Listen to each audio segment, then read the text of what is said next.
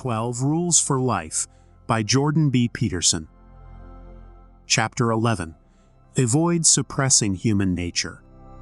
As today's society attempts to correct a culture of injustice, it can be difficult to know where the lines are. Our efforts to combat the ills of toxic masculinity sometimes leads people to stigmatize men and masculinity altogether. And that shouldn't be the answer.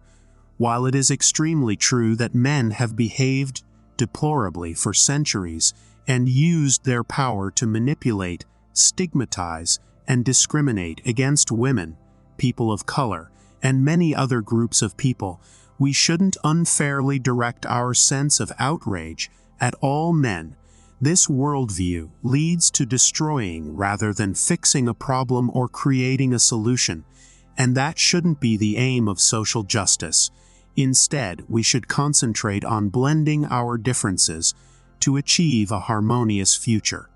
Because many men, just like women, are aggressive or dominant by nature, and those traits don't have to be a bad thing when they're channeled in the right direction.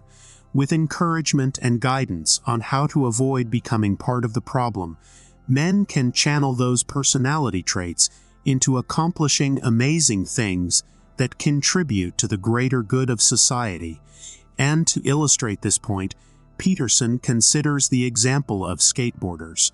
He once noticed that, on the grounds of the University of Toronto campus, some young skateboarders were demonstrating amazing feats of agility and balance.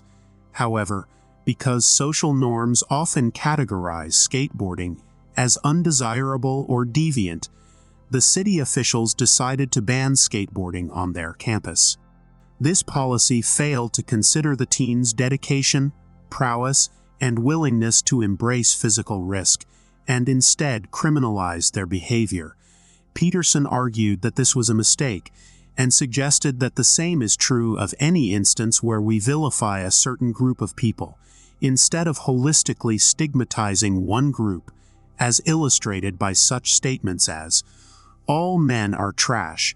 We should be willing to embrace new perspectives and talents that are different from our own. Ultimately, that is the worldview which should drive our society, because it invites us to make rules that protect us without suppressing the good qualities that different people can bring to the table. That's why life lesson number 11 is, don't bother young skateboarders.